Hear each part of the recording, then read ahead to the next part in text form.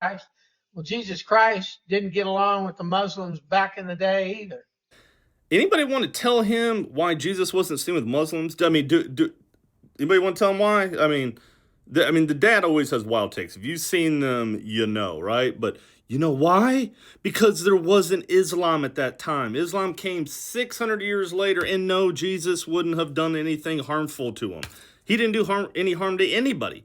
Ever. I don't know what Jesus you've ever read in the gospel. I'm going to go ahead and say you haven't read the gospel if you think Jesus is going to enact violence upon people, and this is like who he is, because that's nowhere found within Jesus. And nowhere. It's nowhere in his ministry. It's not anything he preaches, nothing he teaches, nothing he instructs anybody to do. He tells people to love God and love your neighbor as yourself, right? Love yourself too. Shoot, come on, let's go, right? And also, Jesus isn't a Christian. He goes on to say Jesus is a Christian. No, Jesus isn't a Christian. He didn't start a religion.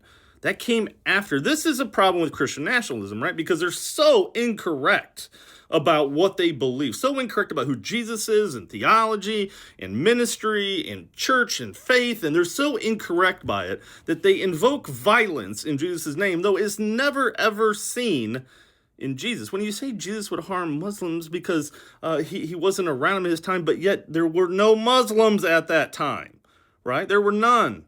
So when you invoke Jesus' name and do violence in his name, that is blasphemous to God. That is anti-ethical to God. You are an anti-Christ. That's what that means, right? Antichrist isn't a figure. It isn't a person or a deity that's going to come back to earth or anything like that. Like we continue to talk about, being an anti-Christ is being against Christ and proclaiming that kind of stuff, professing that, wanting to do violence in his name.